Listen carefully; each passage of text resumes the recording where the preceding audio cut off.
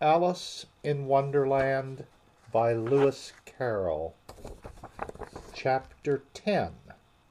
The Lobster Quadrille. The Mock Turtle sighed deeply and drew the back of one flapper across his eyes. He looked at Alice and tried to speak, but for a minute or two sobs choked his voice. "Same as if he had a bone in his throat," said the Gryphon, and it set to work shaking him and punching him in the back. At last the Mock Turtle recovered his voice, and, with tears running down his cheeks, he went on again. "You may not have lived much under the sea." "I haven't," said Alice. "And perhaps you were never even introduced to a lobster." Alice began to say, "I once tasted," but checked herself hastily and said, "No, never." "So you can have no idea what a delightful thing a lobster quadrille is." "No, indeed," said Alice.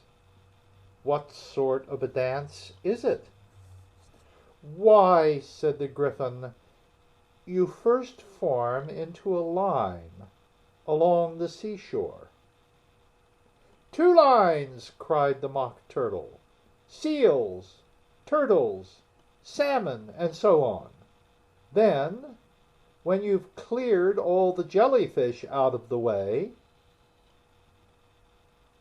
"That generally takes some time," interrupted the Gryphon. "You advance twice, each with a lobster as a partner," cried the Gryphon. "Of course," the Mock Turtle said. "Advance twice, set to partners. Change lobsters and retire in the same order," continued the Gryphon. "Then, you know," the Mock Turtle went on, "you throw the—" "The lobsters!" shouted the Gryphon, with a bound into the air. "As far out to sea as you can." "Swim after them!" screamed the Gryphon. "Turn a somersault in the sea!" cried the Mock Turtle, capering wildly about. "Change lobsters again!" yelled the Gryphon at the top of his voice. "Back to land again! And that's all the first figure," said the Mock Turtle, suddenly dropping his voice, and the two creatures, who had been jumping about like mad things all this time, sat down again very sadly and quietly, and looked at Alice. "It must be a very pretty dance," said Alice timidly. "Would you like to see a little of it?" said the Mock Turtle. "Very much indeed," said Alice. "Come, let's try the first figure," said the Mock Turtle to the Gryphon. "We can do without lobsters, you know. Which shall sing?" "Oh, you sing," said the Gryphon. "I've forgotten the words." So they began solemnly dancing around and round Alice, every now and then treading on her toes when they passed too close, and waving their forepaws to mark the time, while the Mock Turtle sang this, very slowly and sadly. "Will you walk a little faster?" said a whiting to a snail. There's a porpoise close behind us, and he's treading on my tail. See how eagerly the lobsters and the turtles all advance. They are waiting on the shingle. Will you come and join the dance? Will you, won't you, will you, won't you, will you join the dance? Will you, won't you, will you, won't you join the dance? You can really have no notion how delightful it will be when they take us up and throw us, with the lobsters, out to sea. But the snail replied, too far, and gave a look askance. Said he thanked the whiting kindly, but he would not join the dance. Would not, could not, would not, could not, would not join the dance. Would not, could not, would not, could not join the dance. What matters it how far we go? His scaly friend replied. There is another shore, you know, upon the other side. The further off from England, the nearer is to France. Then turn not pale, beloved snail, but come and join the dance. Will you, won't you, will you, won't you, will you join the dance? Will you, won't you, will you, won't you join the dance? Thank you. It's a very interesting dance to watch, said Alice, feeling very glad that it was over at last. And I do so like that curious song about the whiting. Oh, as to the whiting, said the Mock Turtle, you've seen them, of course. Yes, said Alice, I've often seen them at She checked herself hastily. I don't know where Din may be, said the Mock Turtle, but if you've seen them so often, of course you know what they're like. I believe so, Alice replied thoughtfully. They have their tails in their mouths, and they're all over crumbs. You're wrong about the crumbs, said the Mock Turtle. Crumbs would all wash off in the sea. But they have their tails in their mouths, and the reason is... Here the Mock Turtle yawned and shut his eyes. Tell her about the reason and all that, he said to the Gryphon.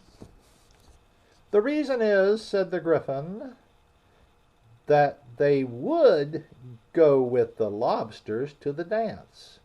So they got thrown out to sea. So they had to fall a long way. So they got their tails fast in their mouths. So they couldn't get them out again. That's all.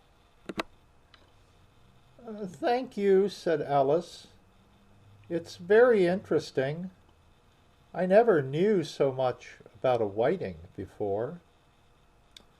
I can tell you more than that, if you like, said the Gryphon.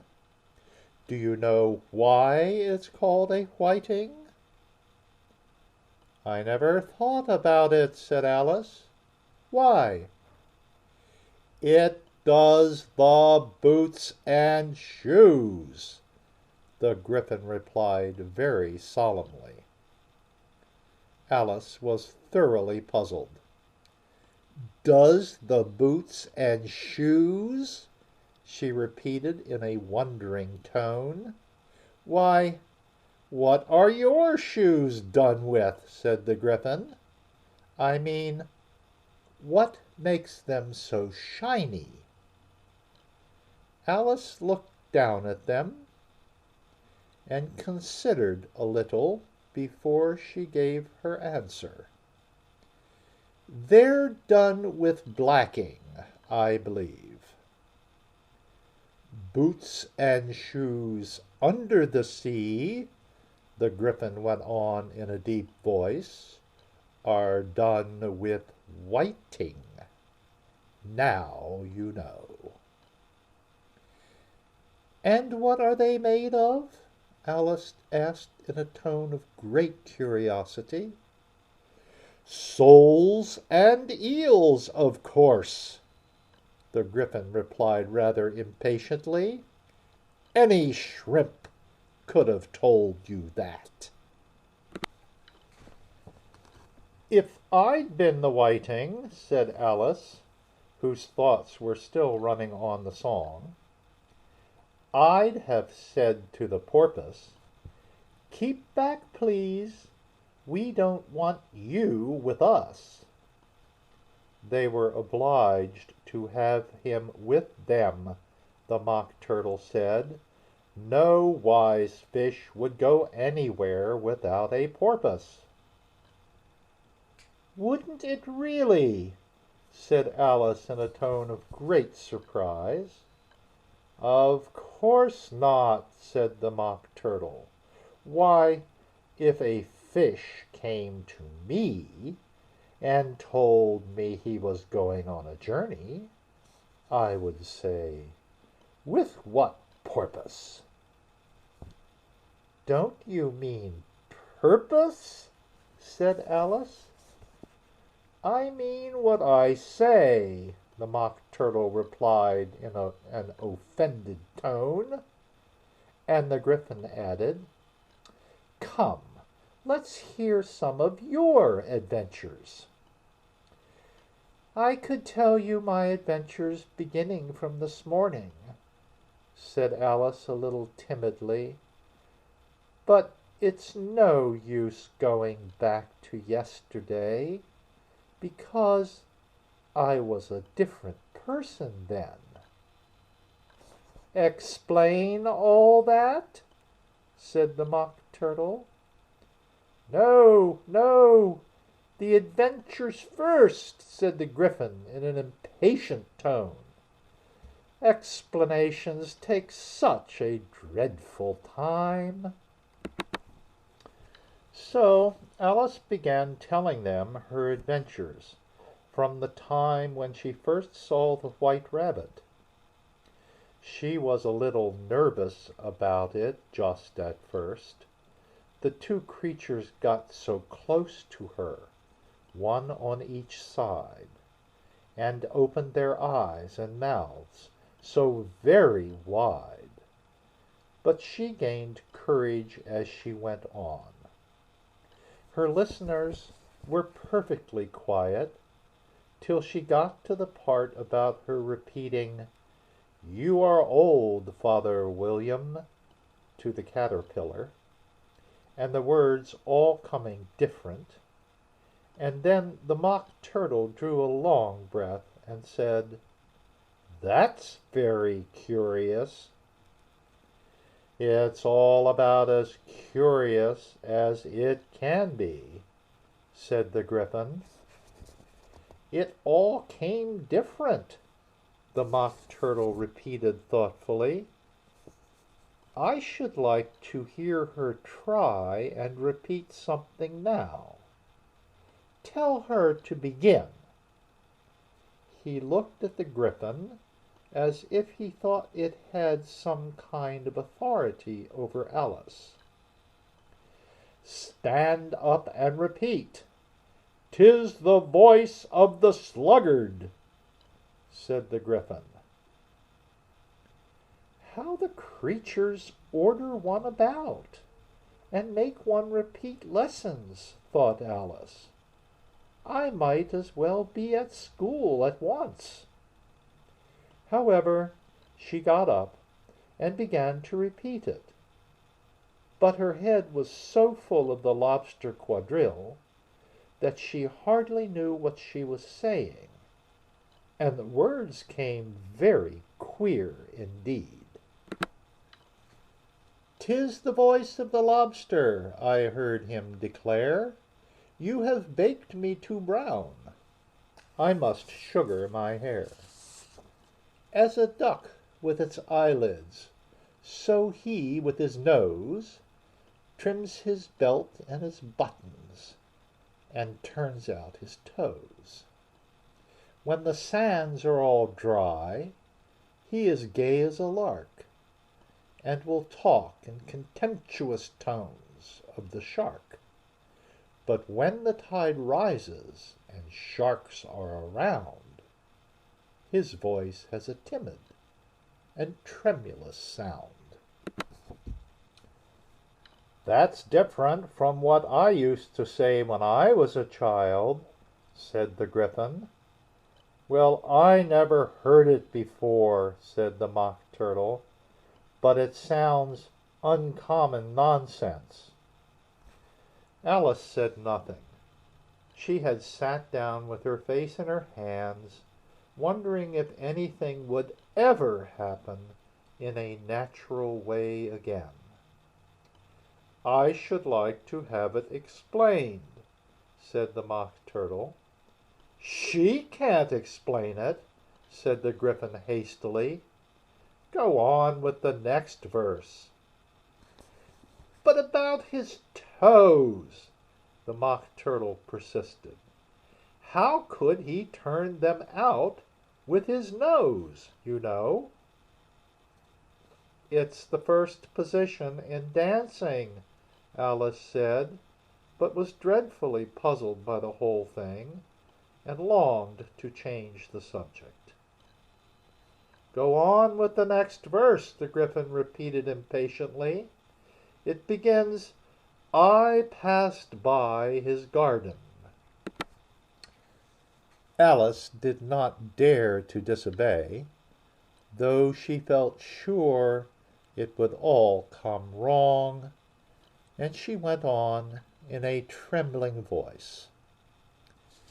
"I passed by his garden and marked with one eye how the owl and the panther were sharing a pie. The panther took pie crust and gravy and meat, while the owl had the dish as its share of the treat. When the pie was all finished, the owl, as a boon, was kindly permitted to pocket the spoon, while the panther received knife and fork with a growl, and concluded the banquet." "What is the use of repeating all that stuff," the Mock Turtle interrupted, "if you don't explain it as you go on? It's by far the most confusing thing I ever heard." "Yes, I think you'd better leave off," said the Gryphon, and Alice was only too glad to do so. "Shall we try another figure of the lobster quadrille?" the Gryphon went on. "Or would you like the Mock Turtle to sing you a song?" "Oh, a song, please, if the Mock Turtle would be so kind," Alice replied, so eagerly that the Gryphon said in a rather offended tone, no accounting for tastes. Sing her turtle soup, will you, old fellow?" The Mock Turtle sighed deeply, and began, in a voice sometimes choked with sobs, to sing this: "Beautiful soup, so rich and green, waiting in a hot tureen. Who for such dainties would not stoop? Soup of the evening, beautiful soup, soup of the evening, beautiful soup, beautiful soup, beautiful soup, soup of the evening, beautiful, beautiful soup, beautiful soup. Who cares for fish, game, or any other dish? Who would not give all else for 2 pennyworth only of beautiful soup? Pennyworth only of beautiful soup. Beautiful soup. Beautiful soup. Soup of the evening. Beautiful, beautiful soup. Chorus again, cried the Gryphon, and the Mock Turtle had just begun to repeat it, when a cry of "The trial's beginning" was heard in the distance. "Come on," cried the Gryphon, and, taking Alice by the hand, it hurried off, without waiting for the end of the song. "What trial is it?" Alice panted as she ran. But the Gryphon only answered, "Come on," and ran the faster, while more and more faintly came, carried on the breeze that followed them, the melancholy words, "Soup of the evening, beautiful, beautiful soup." End of chapter 10.